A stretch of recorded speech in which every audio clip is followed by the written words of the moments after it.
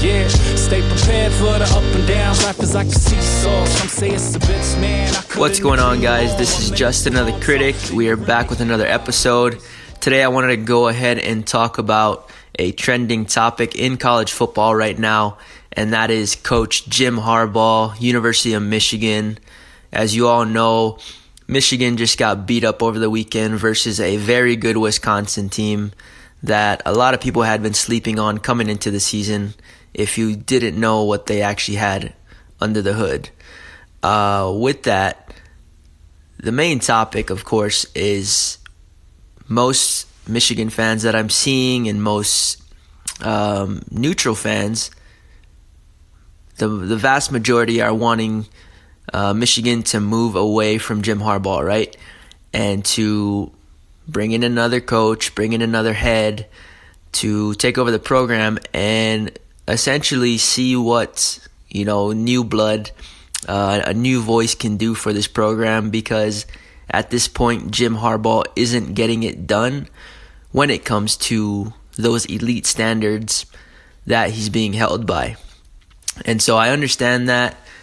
I understand why Michigan fans are disappointed, frustrated, pissed off, unhappy. There's so many words to describe this situation.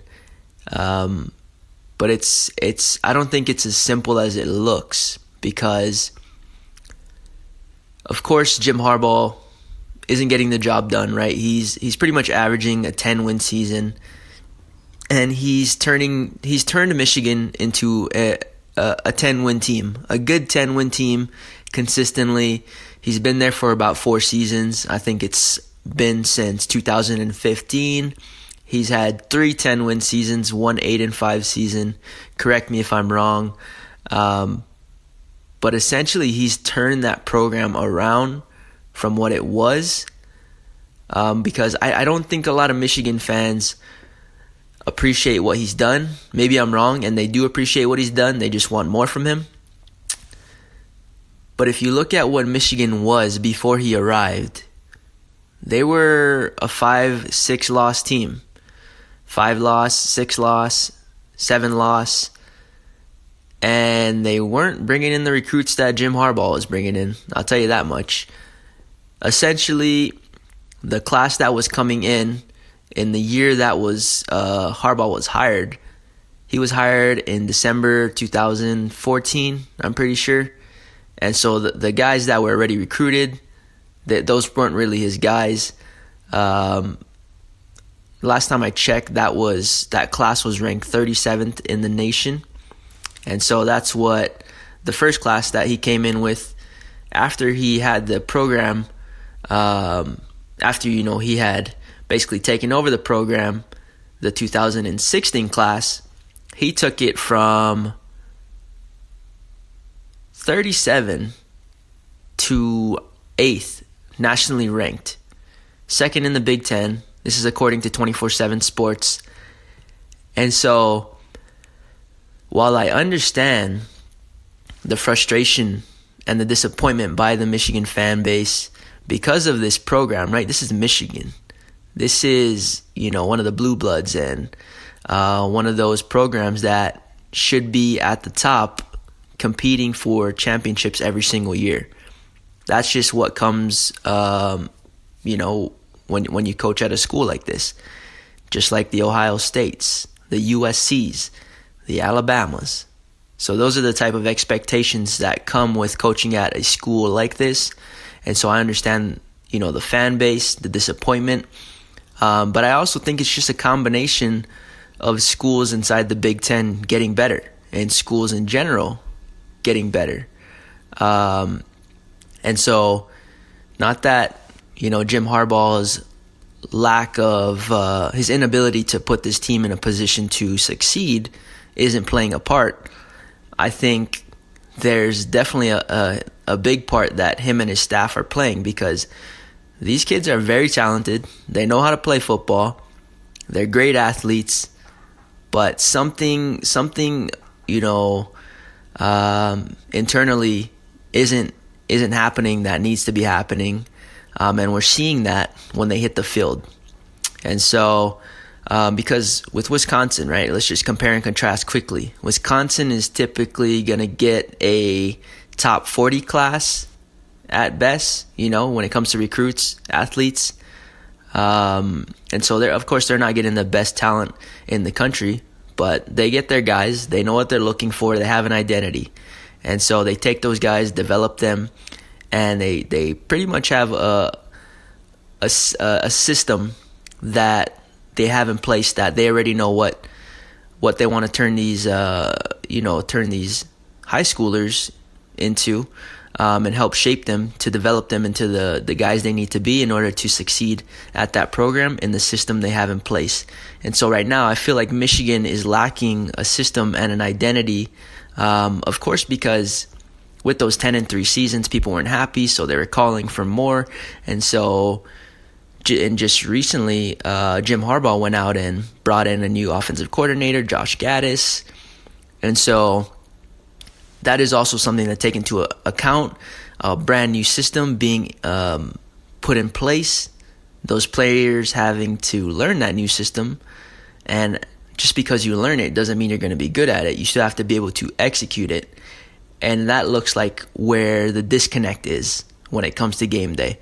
They aren't being able to execute it from what we're seeing, right? I don't know what's going on behind the scenes. That's evident. And so as we're seeing, as we've seen through the first handful of games, they're just not executing on the level that they were expected to. And I think those expectations versus reality, there's a big gap. Of course, people expected this Michigan offense to be humming with Shea Patterson, dual threat, high expectations on his shoulders because of what he was as a recruit himself. But he has never really shown that at the college level. So I'm not sure why, fans had put those type of expectations on his shoulders. And so switching to a new system, new coach, they just don't know who they are. A year ago, they were built on defense, right? They're kind of basically a rich man's version of Wisconsin. They like to run the ball. They played really great defense, and they passed essentially when they needed to or when they felt comfortable to. And so what we're seeing right now, it looks like they are trying to evolve, right? Obviously, because they're trying to go to a more spread offense and adapt to Shea Patterson's skill sets. However, it hasn't seemed to work out so far. It could just be an issue with, getting comfortable in the system. Who knows? Not me. There's still a lot more questions than answers at this point. Do I think Harbaugh should get fired? I don't know, because people need to think about it. If Harbaugh gets fired, who comes in next? Who's going to take his position? Who's the candidates on the table? And do those guys bring the same value that he does to this program? Not only does he represent the brand of Michigan very well, he also brings in the top recruits in the country, and he's a consistent 10-win team. Now, I know that's not the expectations that you have for him if you're a Michigan fan at an elite program like Michigan, but you have to appreciate how hard it is to get 10 wins in the Big Ten and in college football on a consistent basis. And if he leaves, it's almost likely, it's highly likely that you're going to start losing those recruits, those top national ranked recruits. You're no longer going to be a 10-win program, probably going to be 8 or 9-win program, maybe even less. Because like I said, before he even came in, they were losing anywhere from 5 to 6 to 7 games. And then he took over, had a 10-3 season immediately.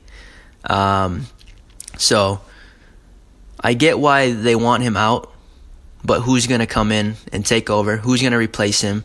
Who's going to be that coach to take them to the next level? Because obviously they're not performing on a very high level this year, but throughout the past years that he's been here, he's got them to perform pretty freaking great outside of the Ohio State performances, right? But Ohio State, they've got athletes themselves, so that's always been the test, and that's always going to be the thing that the fan base is going to gauge them on. Can you beat Ohio State? How do you look versus Ohio State? And I get that. So, of course, there's still a lot of things that Michigan needs to figure out in 2019. Overall, if you look at the big picture, Jim Harbaugh has done a great job. I understand he hasn't had the most success against your rivals, but as a season's whole, and if you look at the overall picture of what he's brought to the program, it's hard to say that bringing someone else in is going to bring more value to the table than he's already brought. So, yeah. I mean, there may be things that I'm not covering here or I'm not seeing just yet. And if that's the case, just let me know. All right. This is just some of the thoughts I have right now that's fresh on my mind, that based on the information I know. And if I'm missing some information and you're a Michigan fan and you're deep on the inside and you know some things I don't, hey, just tell me. Just tell me. But yeah, guys, with that being said, I definitely appreciate you guys always tuning into the podcast, supporting the podcast. And guys, if you've gotten value from the podcast or this episode, please go ahead and bookmark it, subscribe to it, whatever it's called, depending on the platform you're listening to. If you're on YouTube, go ahead and drop some comments. But as always, all the links when it comes to my social media, my podcast stuff, all that good stuff is going to be in the description. This is just another critic. With all that, hope you guys have a great rest of your day, evening, or night. This is just another critic signing off. Peace. Yeah, stay prepared for the up and downs. Life is like a seesaw. Some say it's a bitch, man. I couldn't agree more. 1 minute you're on top, then you're in the